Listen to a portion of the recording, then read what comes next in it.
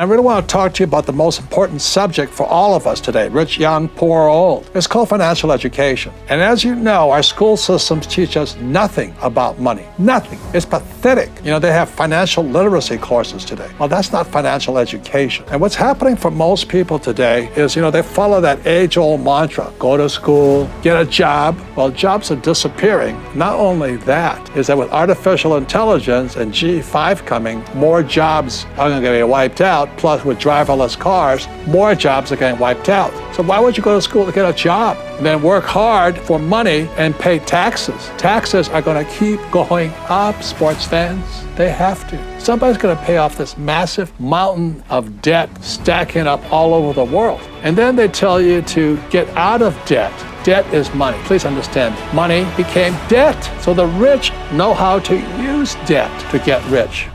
Need motivation? Watch your top 10 with Believe Nation. Hey, it's Evan Carmichael, and I make these videos because in my first business, I struggled to stay afloat. I quit my business partner, and the thing that kept me going was studying the stories of famous entrepreneurs and seeing how they struggled and seeing what they had to overcome and listening to their wisdom and motivation gave me the courage, the strength, the belief to go one more day and see my business through. And in all honesty, I still need the inspiration, wisdom, motivation today for my business too. So today, let's learn from one of the best, Robert Kiyosaki, and my take on his top 10 rules of success. Enjoy. Rule number 2 is increase your means. There are many people who always tell you, live below your means. Well, that's not a rich dad philosophy either. I think if you live below your means, and especially if you're poor already, you live below the means, your spirit dies. So what the Rich Dad Company is really about is how do you improve your spirit by increasing your financial intelligence or your financial IQ.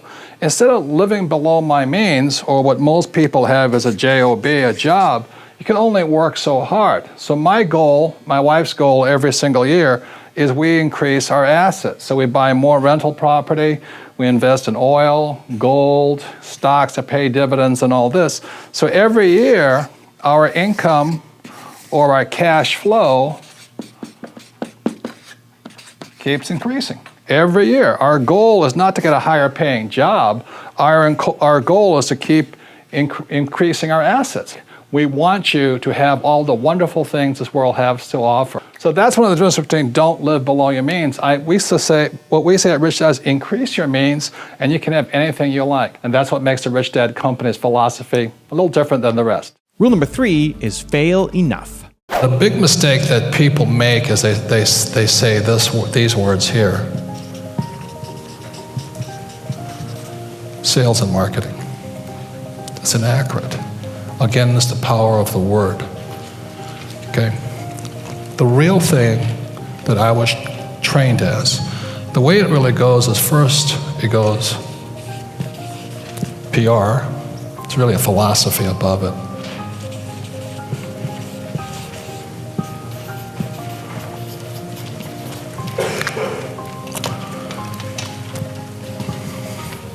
So PR is public relations.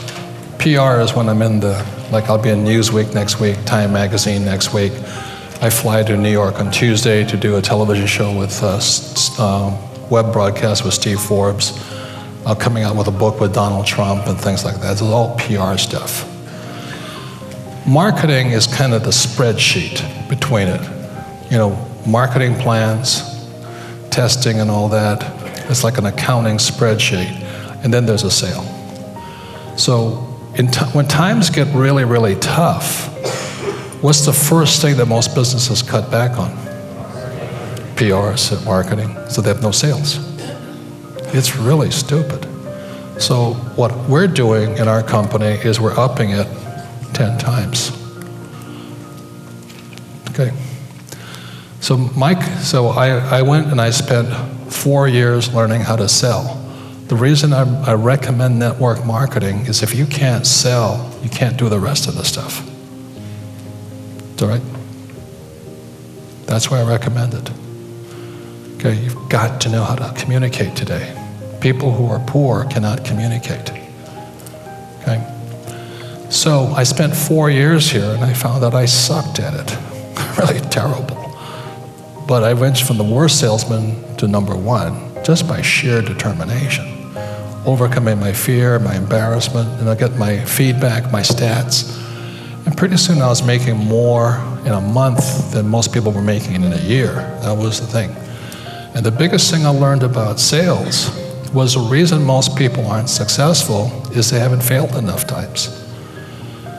So for me to become successful at sales, when I worked for Xerox, I was making about 4 sales calls a day. I'd dial for an appointment, and I'd go in, they'd say no, and I'd go eat lunch. And I'd go back in, they'd say no, I'd eat lunch. I'd go in, say no, I'd eat lunch. I gained 40 pounds. And I talked to my rich dad, I said, why am I failing at sales? He says, because you're not failing enough. He says, if you want to be successful in life, you have to step up your failure rate. So at night, I would leave the Xerox office about 6, and I'd go across town to a nonprofit, and I'd dial for dollars. And I wanted to get 30 no's a night, as fast as I could. And the more I failed, the more my sales went up. Does that make sense, you guys here? Hello? Yes. I went, wow. So the reason most people are not successful is because they haven't failed enough. So please discuss that really quick. It doesn't make a difference what it is. It could be golf, tennis, sales, marketing, anything. Rule number 4 is save real money. There's 3 kinds of money today that you guys got to be aware of. One is God's money, and God's money is gold and silver. So this is silver, and this is gold. The reason I brought it is most people don't know what it looks like. And then there's government money, which is fiat currency, which is the dollar, the yen, the peso, the euro, the yuan. Fake. And everybody's working hard for it. It's like eating fake food or drinking fake water. That's why people are getting sick financially, because they're working for fake money. Okay. And then there's fake assets, which was another part of the fake millennial, the fake generation series. But the reason I brought this here is most people haven't seen it. This here is real silver, plata. Okay.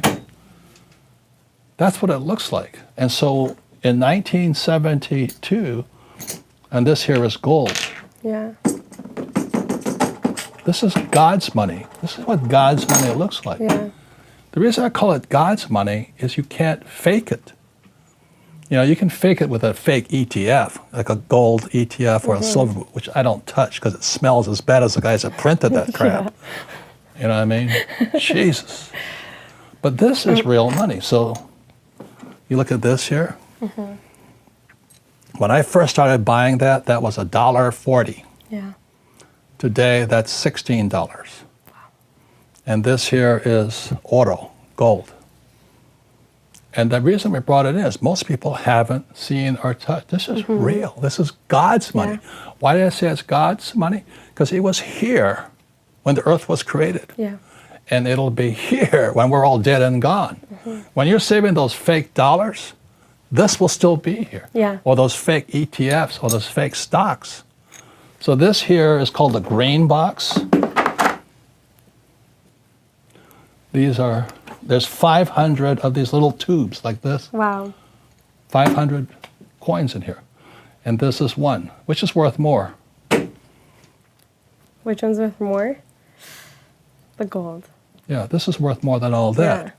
Now the reason I say this is because for your generation, this could be the biggest opportunity you'll ever see. I'm not making any commissions on this stuff. Of course. But if you look at what happened with the fake central bank, see the purpose of the central bank or the Fed or all, you know, the Japanese, the Bank of Japan or the European Central Bank, they pump out fake money. The purpose of central banks like the Fed is to protect the banks, not you. They're a criminal operation as far as I'm concerned. You're going to find that most of my talks is about the Fed. So I would recommend you guys buy this stuff. Don't save money. Don't save government money, because they're corrupt as hell, as you know. Save God's money. Also, to make sure you're actually taking action after watching this video, I've designed a special free worksheet just for this video. The worksheet will highlight all of the lessons learned in this video, as well as pull out our 3 favorite learnings and quotes that will inspire you to actually do something. The worksheet will also give you space to write down what your key takeaways are and your specific plan of action to make sure you're getting results. If you want the worksheet designed specifically for this video, absolutely for free, there's a link in the description below. Go click on it and start building the momentum in your life and your business. I'll see you there. Rule number 5 is take risks. The young people like you leave school think, oh, if I know the right answers, then there's no risk. And it drives old guys like me crazy. Because everybody's talking about millennials. What's wrong with them? Mm-hmm. You know, millennials are the most highly, in many ways, the most highly educated generation in history. They have the cell phone. They didn't get educated in school. They got educated on social media, on the cell phones. They know all the answers, but they're afraid of doing anything. Yeah. You know, the biggest complaint about my generation is millennials know all the answers, but they can't do anything. Mm-hmm. And the reason they can't do anything is because you might hurt somebody's feelings, you might make a mistake, you know, and that just keeps you guys just trapped in this little box here. Yeah. So that's one of the reasons I think millennial money is such an important point here, because if you're going to come into my world, old guy's world, or the information age, you've really got to understand what is risky and what is not risky. And in my world, if you play it safe, that makes you stupid. Because if you don't take risks, you don't get smarter. Yeah. You know, so you may know the answer, but you can't do anything. Yeah. And one of the best things I had is I went to military school, then I went to flight school. I had such great teachers, you know. All of them could fly. You know, so my flight instructor could fly. What a novel idea. You know, a flight instructor can fly. But when I was in high school, most of my teachers were terrified. Mm-hmm. They're all cowards, you know. Job security. Don't make mistakes. Just memorize the right answer and you'll be safe. Mm-hmm. And that's why most school teachers aren't rich. Yeah. And they teach that to your generation. Rule number 6 is study taxes. Most of the young people your age today, you know, a lot of them want to become entrepreneurs. The problem with this, you have to understand tax. You see, this is all over the world, very little difference. These guys pay 40% of their money in taxes. So they make $1,000, they're going to spend $400 in taxes. These guys that make $1,000, they're going to pay 60% in tax. So our schools are teaching entrepreneurship, but they're not teaching them tax. Okay, and because they're focusing on income. Over here, it's 20% in tax. Mm-hmm. So they make $1,000, only $200 goes to tax, and these guys, 0%. So the reason financial education isn't working in our school systems is they're teaching financial education for these people and these people, but to really become rich, you have to focus on this side here. And that's the difference between a rich dad and the financial and what they're teaching in school right now. I'd rather be on this side. This side is a lot harder, but in the long run, it's more fun for me. On this side here, it's harder, but you're paying tax constantly. So these guys here are saying tax to rich. Well, these guys don't pay taxes. And as strange as that may seem, and I'm talking about legal, this is all over the world. So that's the big difference here. One last thing, which I think most millennials understand, is, you know, in Rich Dad, Poor Dad, I wrote about Ray Kroc, founder of McDonald's. And he was teaching at the University of Texas, the MBA program. And Ray asked, and most of the MBAs are going to come out here. So Ray Kroc asked him, he says, what business is McDonald's in? And everybody yelled and said, no, we know you're in hamburgers. And Ray says, no, we're not, McDonald's is not hamburgers. McDonald's is in the business of real estate over here. So you have McDonald's here, and the money McDonald's makes buys the real estate. And that is my formula. This is Rich Dad, I own real estate. I don't hang out here. I'm glad you guys are here, right? And we do our best to make sure you're educated and you have your own businesses and things like this here. But really the formula I follow personally is McDonald's. We have education company, that buys real estate, which means we make a lot of money, pay 0 taxes legally. Rule number 7 is develop spiritual intelligence. I just know that, like your father, he went to military school, and I went to military school. And notice the people that have had really tough mental, emotional, physical, and spiritual training, they're tougher. Yeah. So I came out of the academy, like your dad. He went in the Navy, I went in the Marine Corps, and we come out tougher, internally stronger. Mm-hmm. And I don't know how you guys get that. Yeah. Do you know what I mean? I call it spiritual intelligence at this point. And then let me draw this picture. You guys have seen it before. But again, if you look at it this way, this is intelligences. And this is what makes us up. This makes us human beings. We have mental intelligence. Mm-hmm. We have physical intelligence. Like Tiger Woods is a fantastic golfer. I suck, And then you have emotional intelligence. And emotional intelligence, they call it EQ, is the most important. Because I get my feelings hurt all the time. I get angry. Yeah. I hallucinate in my head. I think things that aren't true. But the biggest one of all is the spiritual. And difference between mental and spiritual, it's very simple. Mental causes 2. So man, woman, good, bad, up, down. Where spiritual is 1. So I'll give you an example. Why do I do my work? Mm-hmm. Yesterday I was driving down the road and I saw this young guy. God, just broke my heart. He's standing there in the hot Phoenix sun. He says, unemployed, need money to feed the kids and all that. Now, mentally, I could say, well, get a job, you idiot, da-da-da. But spiritually, I am him. I feel for him. Yeah. So in my work, I work for this. I don't need the money. Yeah. But as my teacher was Dr. R. Buckminster Fuller. And he says, I don't work for me, I work for everyone. And that was one of the biggest lessons I got from the military. From the military was very high spiritual intelligence. That's why your dad and I get along so well. So, because when we went into combat, which is a horrible experience of good and bad people, enemy and friends, But when we climbed into our aircraft, there was a crew of 5. We became 1. It is the best feeling, as horrible as it is, flying into combat, because we might not come back. But it was the highest feeling of all. It was spiritual. And I'm afraid it's not just millennials, it's human beings, Well, is this good? Is this bad? Is this the best Vuitton shirt? Can I get it at a better price? Or he's cute or she's cute, but is there somebody better? Right? Yeah, that's exactly what's going on. So you guys are stuck in your head.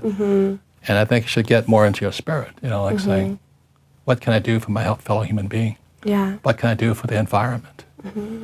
And I think the biggest secret of my success is I have all, we all have these. We all have some degree of physical things we do. Yeah. Emotionally, I'm a basket case a lot of the time, I get upset, I get angry, I get sad, I get my feelings hurt. And I'm always, this is good, this is bad, this is, you watch politics, it's all good and bad, it's a bunch of BS. But what keeps me going is this, and it's spiritual. Yeah. Is how can I serve others? How can I serve the planet? How can I fix this problem? And millennials, it's not just millennials, it's just human beings in general. Yeah. If you can get back to being 1, being compassionate, you'll always have idiots here. You'll always have idiots here and idiots here. But just stay in your spirit. Yeah. So like when I saw that guy, he's probably 45 years old, I couldn't imagine being a father saying, I need money for my kids. And, I gave him a few bucks, but it doesn't help. No. When I gave him a few bucks, I was just saying, hey, we're 1. Yeah. I feel your pain. And so what's happening, I think, it's not just millennials, it's human beings are idiots, you know. Yeah. We inflict a lot of pain. But this is spiritual intelligence, is how do we make it one? You know, like my love are trees. When I see people cutting down trees, I want to kill them. Yeah. I want to kill them. You know, and then the oceans, you know, it just breaks my heart because I grew up in the oceans. Oh, yeah. So when we're in our spiritual, in our heart, in our silence of the brain, of the mind, then we're most effective. Rule number 8 is play games. So the reason games are the best teachers, at least Monopoly was for me, and our board game Cash Flow, the reason I created Cash Flow, is a game will engage me mentally. I'm interested. It gets me emotionally. Nobody likes to lose, you know. And then physically, I have to do something. I like the board game better than the electronic game because I have to do the math. Yeah. Do you know what I mean? When you do the math, you're actually getting smarter. And then it's spiritually, I want to make sure you win, and I don't have to take you out to win cash flow. Do you know what I mean? I don't have to make you the loser. But that's what schools do. They have to have one person smart, one person stupid, one winner, one loser. So when I'm teaching you either real estate or business and all this, I don't want you to lose. I want you to win. So once again, the games are the better teachers, like the game of Monopoly, simply because it involves your physical intelligence. And the more you do your numbers on the cash flow game, the smarter you get. Emotionally, because nobody likes to lose. This is really surprising. A lot of people lose because they got too happy. Do you know what I mean? Too excited. Yeah, what happened? Oh, I'm rich. Then I get egotistical and arrogant, you know. I get cocky, and I'm smarter, I'm richer. Then you lose. And you also lose if you've been told, well, I'm stupid, and I failed, and all this stuff. You also lose. So that's why games are the best teachers, because you go up and down emotionally as you're playing the game. But spiritually is we get together to help each other out. Yeah. We're one.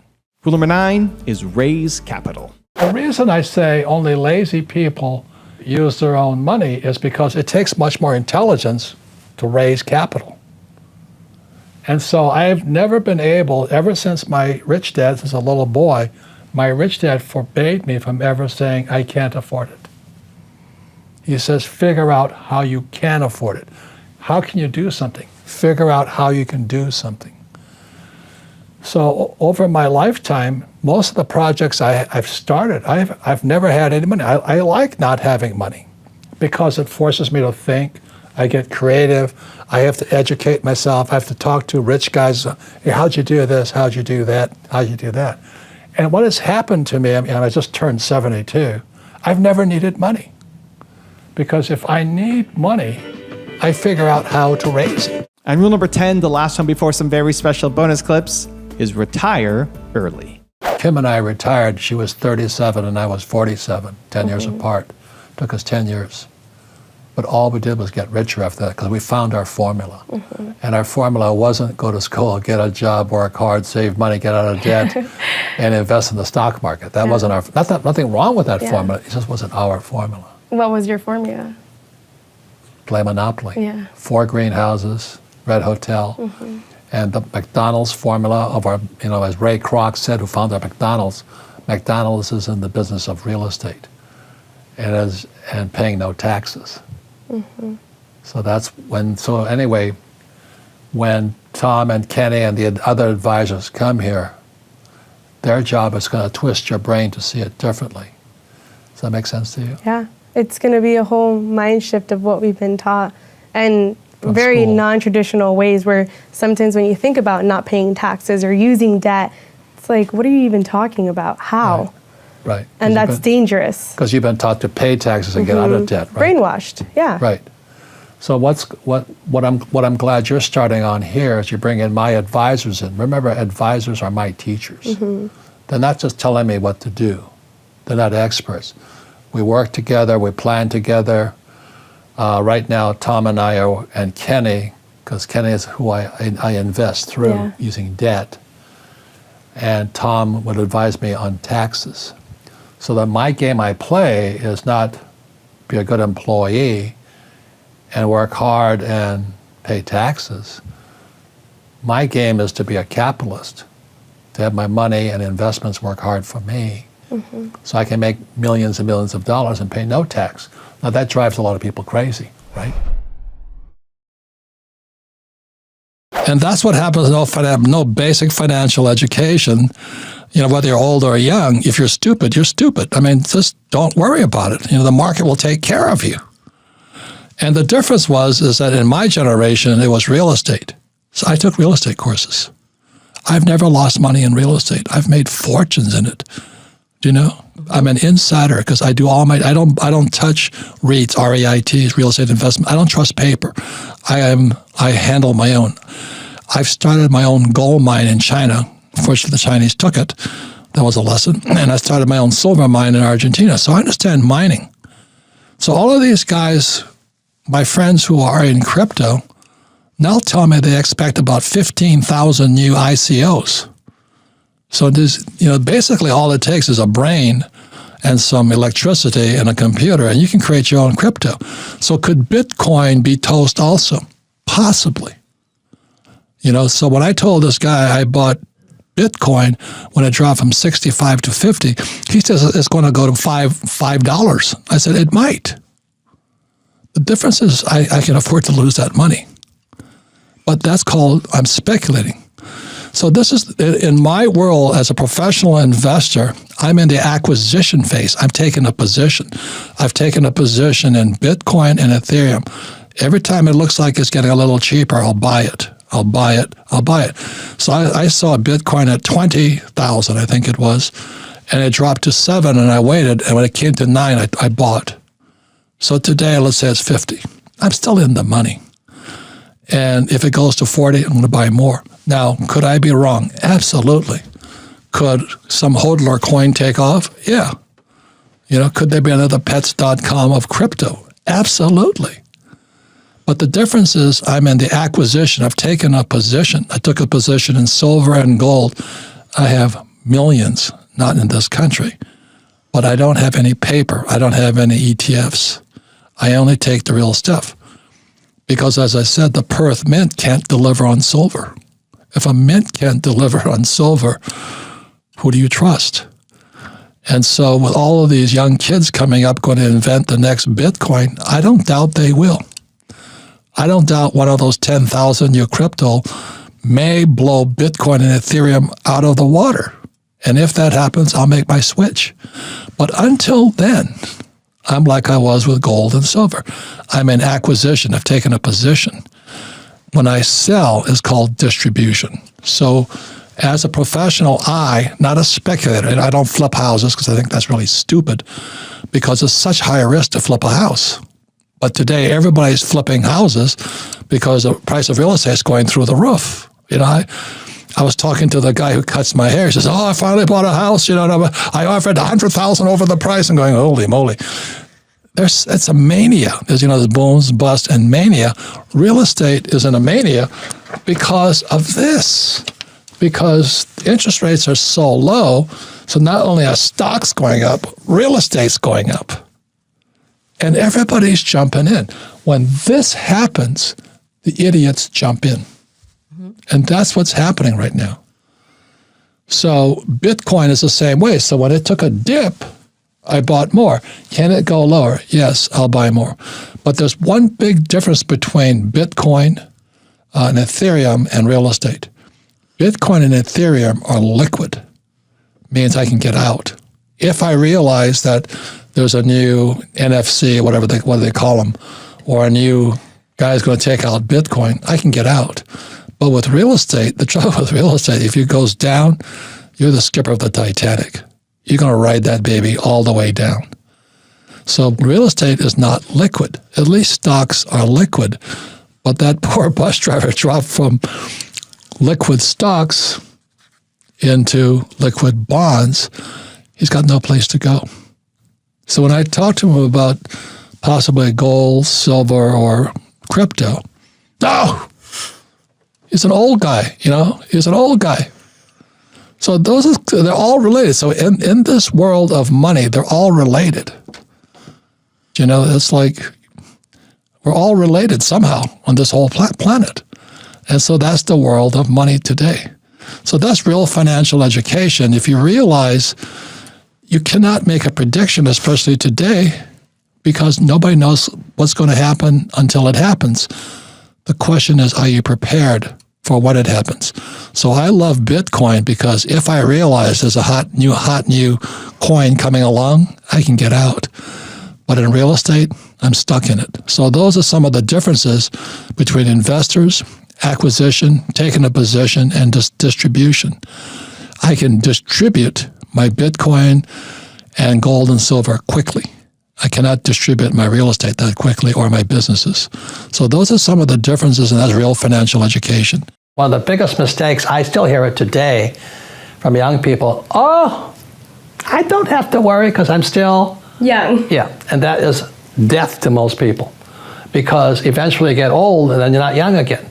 So it's a way of saying, when I talk about assets and liabilities, one of the most important things you have in your life is time. It's one of your greatest assets, or it's your liability. And being, I just turned 70, and I have friends who have nothing. I mean, they have zero. Now they've made a lot of money, but they have nothing here. They have nice houses, nice cars, 16 wives, 19 kids. I don't know what they have, but you know what I mean? And being young is great, except it can be a liability to you. Because when you're young, you're just having a lot of fun and life's exciting, you know, it's new. So, at the time, but the thing is, this is the lesson today, is so many people spend their time focusing here. They want to make a lot of money. And I can hear it in their words. They say, oh, I want a career. This is career.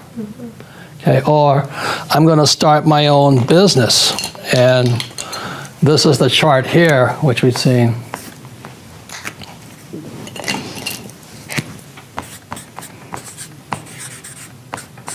This is the cash flow quadrant, book number 2. E is employee.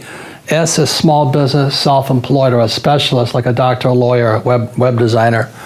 B is big business, 500 employees or more, and I is professional investor.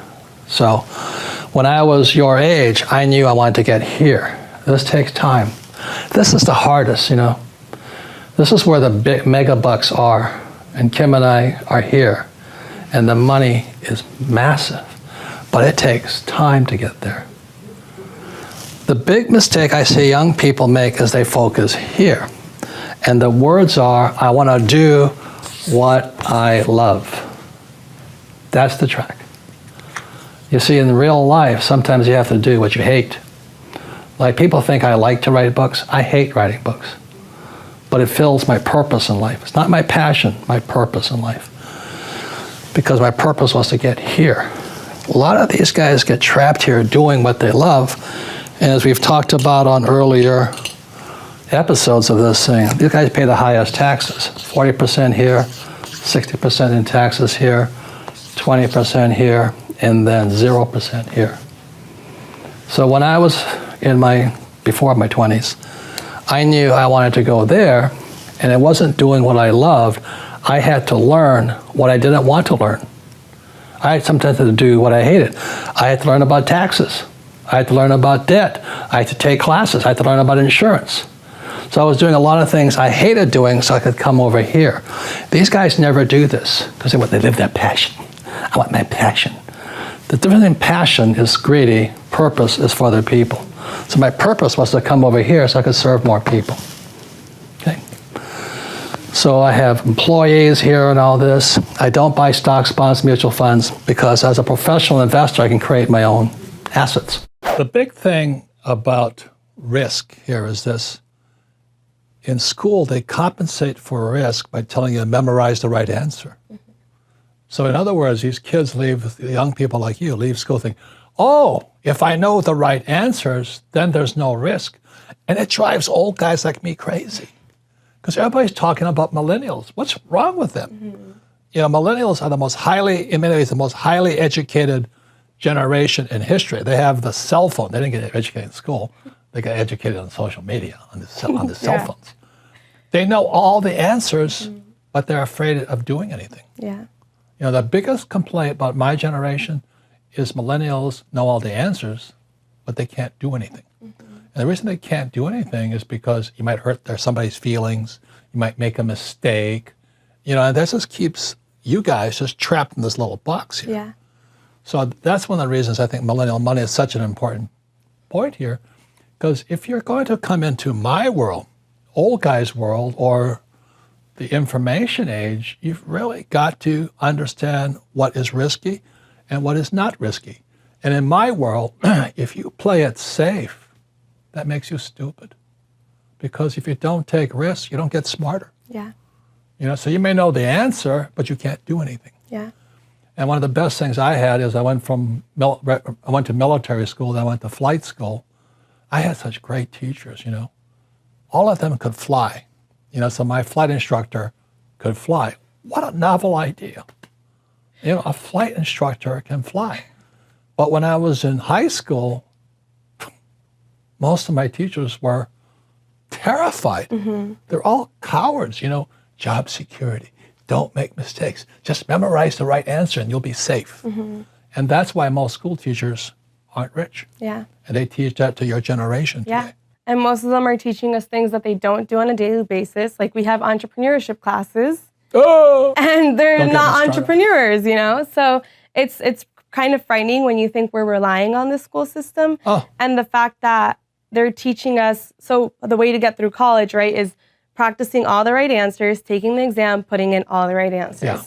When in real life, that's the last thing that'll ever happen, right? No. Like, he talk about fake, you know, this is my book, Fake here. Fake money, fake teachers, fake assets. The reason it's fake money, fake teachers, and fake assets is because it all has to be fake. You have to have fake teachers to understand fake money. Then you have to have fake assets to buy those stocks, bonds, and mutual funds, fake assets. But without fake teachers, fake money, you can't do it. So that's why I love working with on these programs here. Because if you're going to be successful, you've got to take some risk. Yeah. And when you take a risk, you make a mistake, and you might learn something, because we're supposed to learn from our mistakes. Look at Tiger Woods, the greatest golfer in the world, and one of the greatest athletes.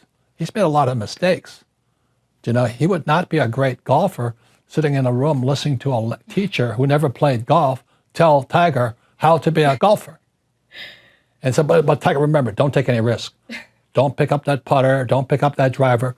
Don't hit something because you might go out of bounds. So don't take any risks. And that's why your generation is more screwed than my generation. You know what I mean?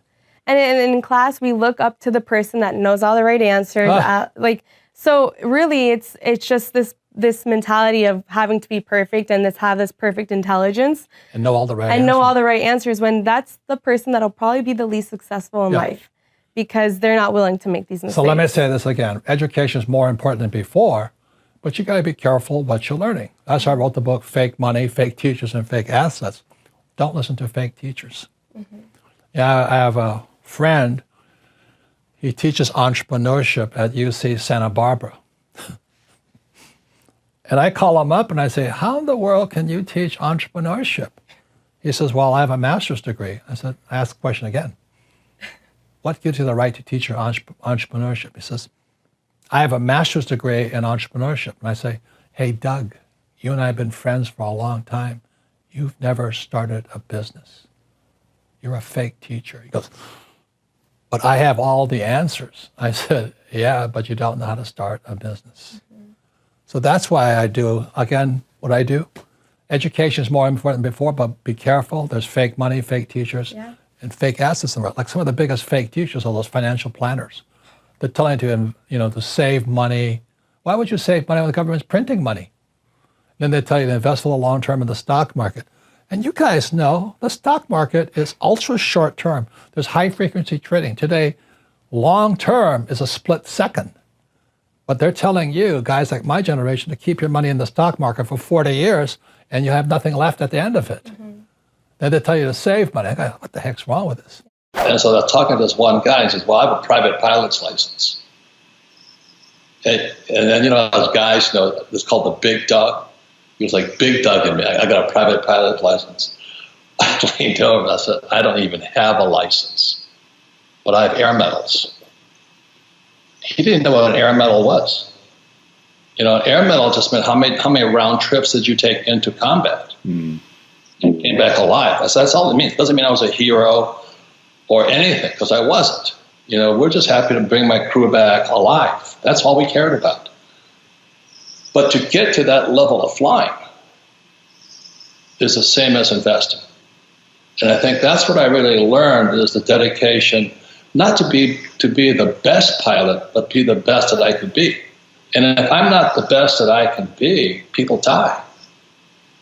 And a lot of people, it's okay to be average, if you know what I mean. But when you get into that situation, when you're going in and out of combat zones, I went down 3 times, you know, but I wouldn't be back today if I hadn't practiced to be the best. And so when I go into the world of money and investing, I'm still not, you know, I'm not Zuckerberg or those guys, but you still have to be the best you can be. And that's how I can beat, you know, investing in the stock market with diversified stocks, bonds, mutual funds, ETFs. If you're not willing to be the best that you can be, that's the best for you. You're an average person. Nothing wrong with being average. But there's something inside each of us that wants to be the best at something. And when I was reading your background, I think that's what you're pushing people, or asking people, what do you want to be the best at? And I just love the Marine Corps. I hated it when I was in it. I tell you what, they're not polite. But they demanded the best out of you. So today I carry those traits. I went to military school, and then I went to, 5 years of Marine Corps and flying and all this. So when I hang out with my friends also want to be the best. And so in some of my books and things, I said, look at the 5 people you spend time with. If they're not striving to be the best, that's who you are too. That's why I keep saying to the millennials, they're a pack of wimps. I meet millennials who are just horrifyingly weak. Snowflakes, I call them. Yeah. They go to college and Doormats. They're taught trigger events or whatever. I don't know what they say today, but they've got to have special rooms where there's no whatever. I'm going, holy mackerel. Welcome to the real world, And there's other millennials who are as tough as nails. I mean, this is the biggest opportunity they've ever had. Huge. So it just depends upon what's between this year and this year, what's in your heart. First word I had to learn at the academy, mission. Mission is spiritual. What's your mission? And my mission has always been to serve people. Most people, all they give a is making money and screwing people. That's called the Federal Reserve Bank, Wall Street, and all that. I want nothing to do with them. So I just don't play their game. But you have to get smarter not to play their game. There's 3 kinds of money today that you guys got to be aware of. One is God's money, and God's money is gold and silver. So this is silver, and this is gold. The reason I brought it is most people don't know what it looks like. And then there's government money, which is fiat currency, which is the dollar, the yen, the peso, the euro, the yuan. Fake. And everybody's working hard for it. It's like eating fake food or drinking fake water. That's why people are getting sick financially, because they're working for fake money. Okay. And then there's fake assets, which was another part of the fake millennial, the fake generation series. But the reason I brought this here is most people haven't seen it. This here is real silver, plata. Okay. That's what it looks like. And so in 1972, and this here is gold. This is God's money. This is what God's money looks like. The reason I call it God's money is you can't fake it. You can fake it with a fake ETF, like a gold ETF or a silver, which I don't touch because it smells as bad as the guys that printed that crap. You know what I mean? Jesus. But this is real money. So you look at this here. When I first started buying that was $1.40. Today, that's $16. And this here is oro, gold. And the reason we brought it in is most people haven't seen or touched. This is real. This is God's money. Why did I say it's God's money? Because he was here when the earth was created. Yeah. And it'll be here when we're all dead and gone. When you're saving those fake dollars, this will still be here. Yeah. Or those fake ETFs or those fake stocks. I took, 3 companies public through Toronto. First through VC, Vancouver Stock Exchange, and I had to migrate to the Toronto Stock Exchange. Why did I do that? To learn how to raise capital on public markets. Now, the average entrepreneur never does that. They keep opening their pizza shop and they open 2 pizza shops. And that's about it. Because they're in it just for the money. I wanted to learn something. So I took my first was an oil company in Portugal. And I took that public, and everybody told me there's no oil in Portugal. And I found out the hard way. They're right. There's no oil there. That company crashed and burned like a airplane coming out of the sky, And then the next thing, I started a silver company in Argentina, and we struck silver, and we did very well. Yeah. And then I started a gold company in China, and the Chinese took it. So Jesus. Those are priceless experience. Yeah. Aren't you bitter? I go, yeah, but that's what I did it for. You understand that? I did it for that. A lot of your generation are saying tax the rich. As they say, never happened, Joe. Because the tax laws need the rich to do what the government wants done. They're incentives. I provide housing, jobs, and food and energy. So that's what they should be teaching, but our schools will never teach that because they're fake teachers. Anything else? So that's kind of a review of Rich Dad, Poor Dad. Yeah, thank God you gave that. Even when you were talking about jobs, it's like, well, yeah, none of us would be here if it wasn't for you creating this company. Yeah. And so it's kind of curious as to why the government wouldn't want us to be creating more houses, more companies. Why aren't they making us learn this in school? Well, because it's fake education. It's fake teachers. It's been going on for hundreds of years. And like I said, when the rich took over, there was Rockefellers, Carnegie, Mellon, and they said, they said, we don't need more entrepreneurs, we need more employees. So the purpose of American education is to create soldiers and employees, people who just do as they're told, but know nothing about money.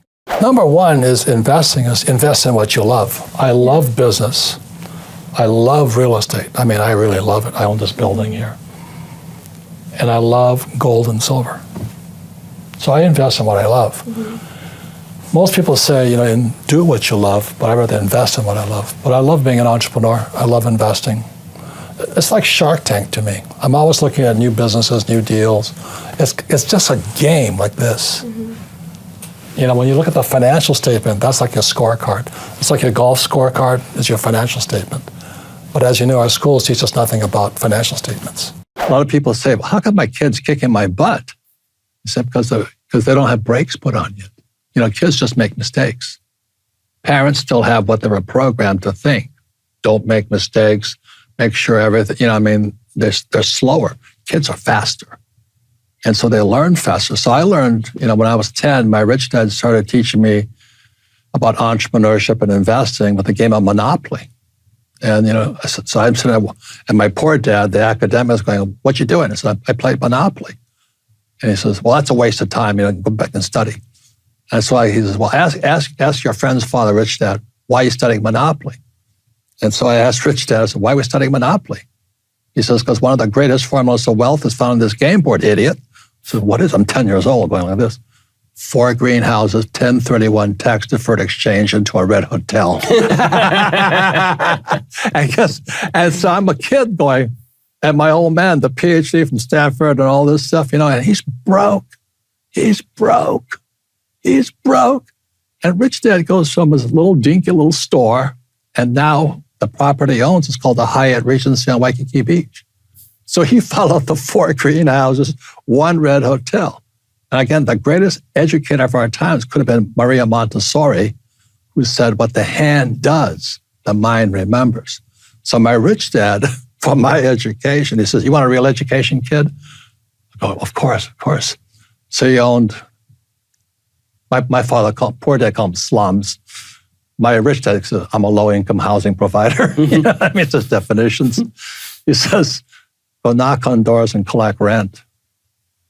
I went, what? You know, so that's why everybody wants to invest in real estate, but they don't want to collect rent or fix the toilet. You know what I mean? So I'm 10 to 12. Your rent is due. And I heard more bullshit than I've ever heard in my entire life. These are grown adults going, hey, kid, beat it. Or, I don't have money. It's you sons of a bitches, you capitalists. I'm 10 years old. So we can't afford it. They got a big screen TV in the room. They're watching TV. But they can't pay the rent. And they have kids. What are they teaching their kids? Knocking on doors, asking grown-ups for overdue rent. Fried my brains. Said, I don't want to be like you. As you know, we learn little to nothing in school. But in fact, you'll find out that going to school actually diminishes your ability to get rich. So that goes counter to what everybody tells you. You go to school, get a job, and you'll make money. And that worked probably 1,000 years ago. Not working today. It didn't work for me. I have a college degree, but I learned nothing about money. And what I've learned, I had to learn on my own from my rich dad. So we're going to be talking about school, making mistakes, and we're going to talk to you about cheating. Okay? My favorite. Yes, subject. Okay, so in school, what do you have to do to cheat? I'd say finding a smart person in class and looking at their paper. You see, when I was in school, the definition of cheating was I asked a smart girl like you. And that's how I got through school. I always sat next to the smartest girl in my class. And the teachers kept throwing me out because they said, you're cheating. But I'd go to my rich dad and he goes, that's not cheating, that's cooperation. And so I have my poor dad who would have said I was cheating, and my rich dad said I was cooperating. So there are two different points of view. Now there's this brand new book out. I'm having everybody in the company read it. It's called Big Potential. And it's by Sean Acor. Now he's not a flunky like me. He was 12 years at Harvard as a teacher and all this stuff there, and he studied all these students. And he's the one that found out that the age of suicide is going down. Kids are committing suicide at a younger age, and depression went from age 28 to 14. And he said the reason is because how we teach kids. So all you school teachers out there, don't read this book because you're going to find out you're damaging kids. But worse than all, it's making it harder to get rich. Because what he talks about here in this is in school, they talk to you about the survival of the fittest. The A student. Were you an A student? No. I was not an A student either. I was a C student. And I found out that by cheating, I was actually preparing myself to do well in business. Millennials are the most highly, in many ways, the most highly educated generation in history. They have the cell phone. They didn't get educated in school. They got educated on social media, on the cell phones. They know all the answers, but they're afraid of doing anything. Yeah. The biggest complaint about my generation is millennials know all the answers, but they can't do anything. And the reason they can't do anything is because you might hurt somebody's feelings, you might make a mistake, and that just keeps you guys just trapped in this little box here. Yeah. So that's one of the reasons I think millennial money is such an important point here, because if you're going to come into my world, old guy's world, or the information age, you've really got to understand what is risky and what is not risky. And in my world, if you play it safe, that makes you stupid. Because if you don't take risks, you don't get smarter. Yeah. So you may know the answer, but you can't do anything. Yeah. And one of the best things I had is I went to military school, then I went to flight school. I had such great teachers, All of them could fly.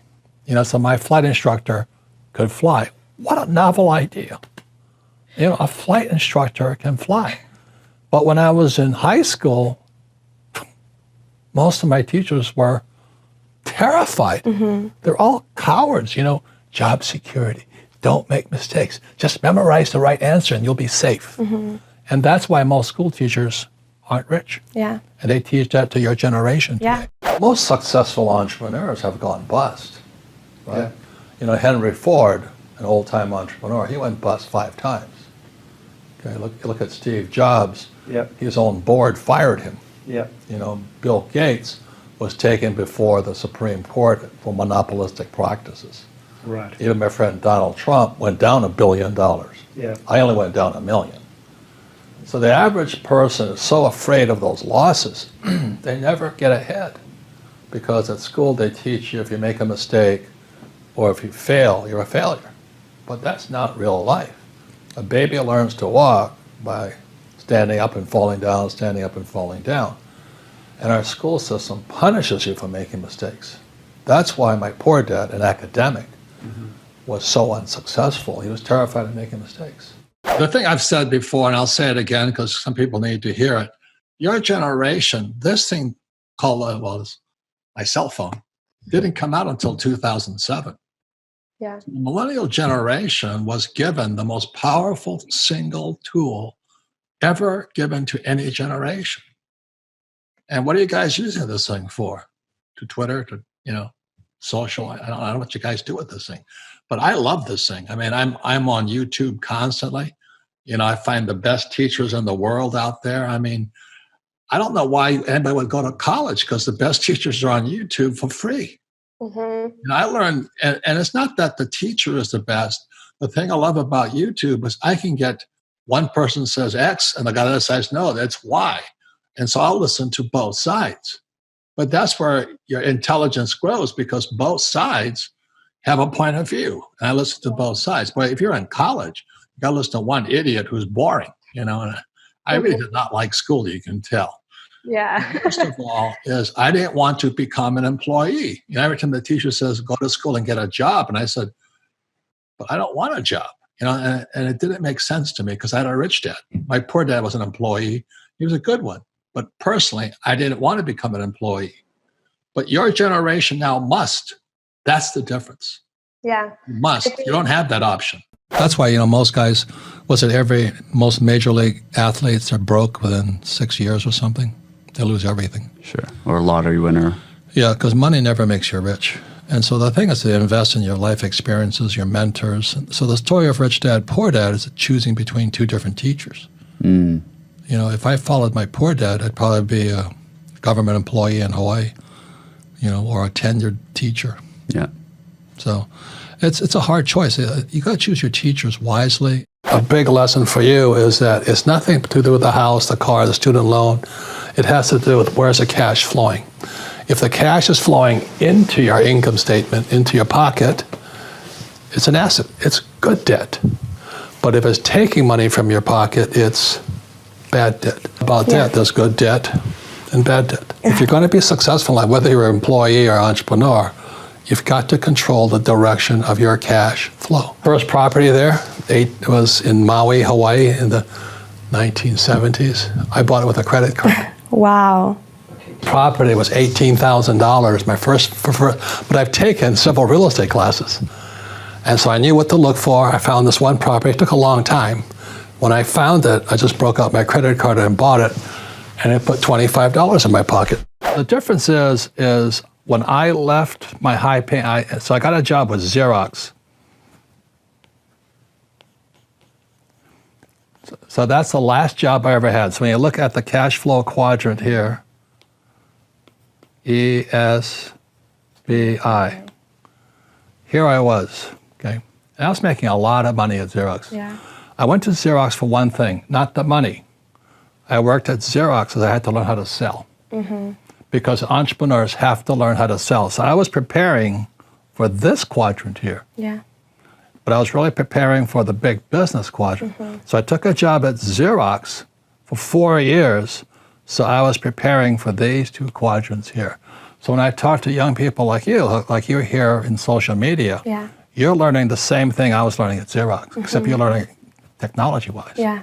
It's very smart. 100%. That's exactly what I'm doing here. Yeah. And one thing I actually really do appreciate when I worked at the bank was that we were very sales orientated, and that's all that mattered.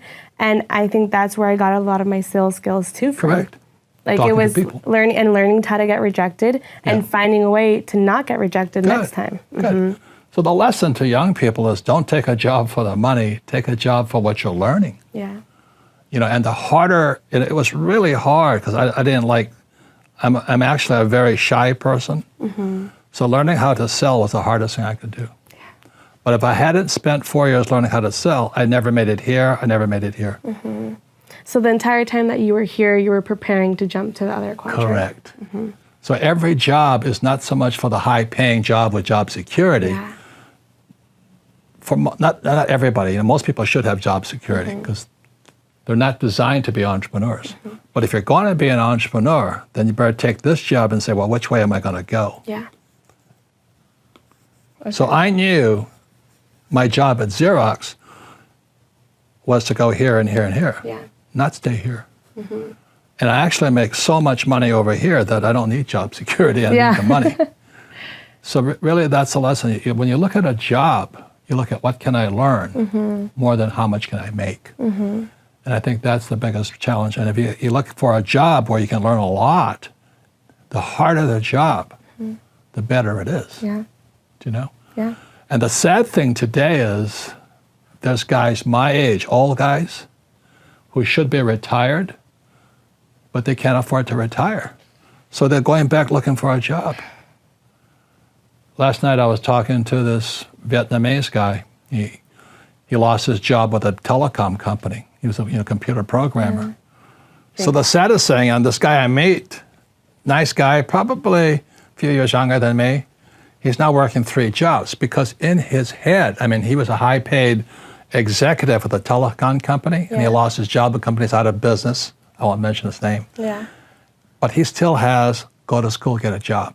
It's still running his head here, rather than say, what can I learn? And today, I mean, it's really sad. I was having coffee yesterday, and this guy comes up to me. He's about my age. He says, can I come to your company and apply for a job? I said, man, you're as old as I am. But he says, I just don't want any problems. I just want the paycheck. Once again, is your generation, you got more fake to wade through and to figure out what's real. So today's millennial money is fake rich people. And from my world, you know, I started with absolutely nothing. And I've run in my lifetime, some of the most dangerous people on earth are fake rich people. And in my world, which is money, how do you know if somebody giving advice is real or fake? So they go back to you, because your generation is also called millennials, the bling generation, right? Yeah, it's all about what you wear and how you act, and portraying this life of living our best lives. And so traveling, buying purses of name brands. Well, how about these guys who have $500 sneakers on? Yeah. And and like, you know, I used to work at a bank, so you would see this person come in with this lavish car and this like their Gucci belt and their Valentino shoes, and had probably about $50 in the bank account. So it's like either they're knockoffs or you really don't know how to use your money. Right. So one of the reasons you want to know about fake rich people is, I would say 95% of Americans are fake rich. Yeah. They may have, you know, a nice big house, the Beamer, the whatever they got, and all this. They might have the fake Rolex or the fake this on, but I mean, how much time does your generation talk about bling, like purses and stuff like that? And I think we're in the generation where we fit perfectly with keeping up with the Jones. And so I think it's more important for a person, for an average millennial, how they look and this life that they appear to be living than how financially healthy they actually are. the problem with many people in my generation is they look rich, but they're fake rich.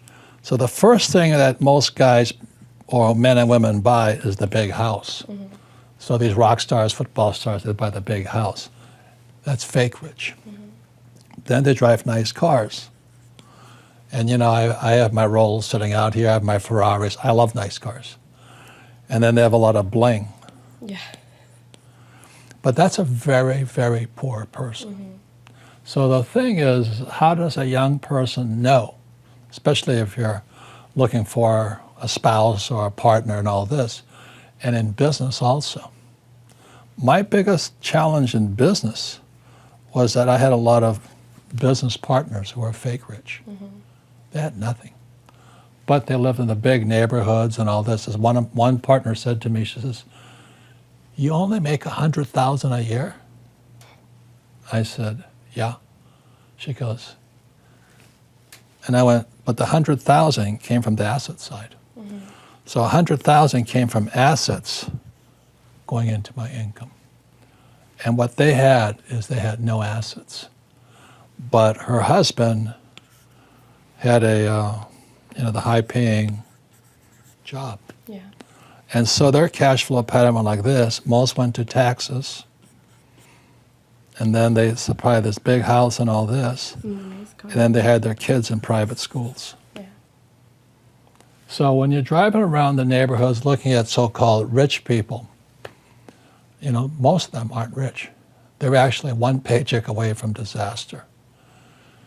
So if you talk to young men or young women, whatever you guys are into, is you want to talk about assets.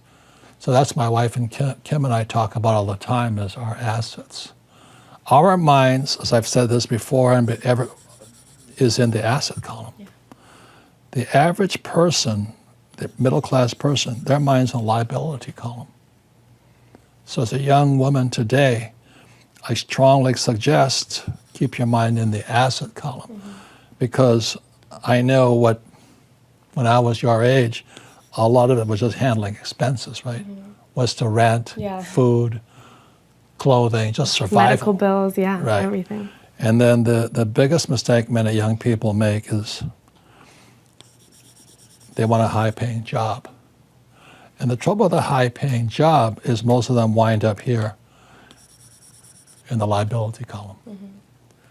But Robert, I mean, you have a Rolls Royce sitting outside and your Ferrari out here too. So what does that mean? Well, I like the nice life too. Okay, but this is the difference in financial IQ, financial intelligence. Because I think one of the most stupid things people say to young people, live below your means. Do you want to live below your means? No. Nobody wants to live below. I don't either. Yeah. So that's a poor person. Yeah. Okay. So this is the difference and why we have the Rich Dad Company and why I wrote the book Fake and Rich Dad Created the Cash Flow Game. It goes to this, okay? So here's my ruler.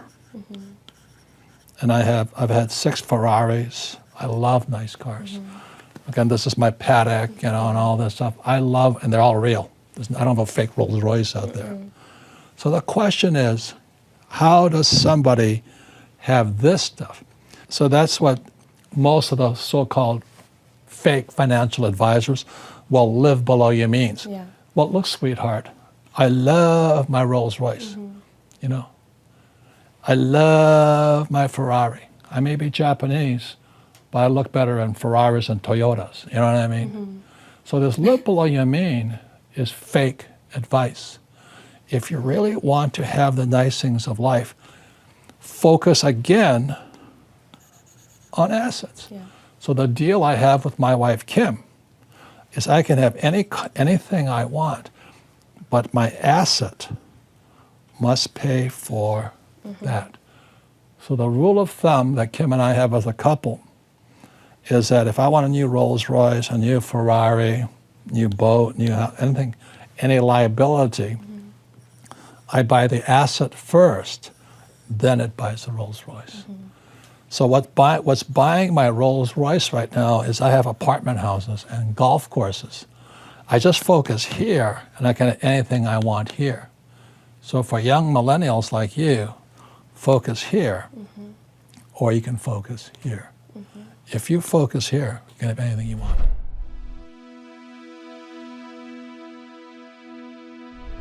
Because you made it this far in a video, I want to celebrate you. Most people start and don't finish. Most people never actually follow through. Most people say they want something, but they don't ever do the work to actually get it. But you are different. You are special. Believe Nation, you made it here all the way to the end, and I love you. So as a special celebration, if you put a hashtag Believe down in the comments below, on this video, I will showcase you and celebrate you somewhere on the screen in a future video because you are awesome. For 10 more amazing rules from Grant Cardone, check the video right there next to me. I think you'll love it.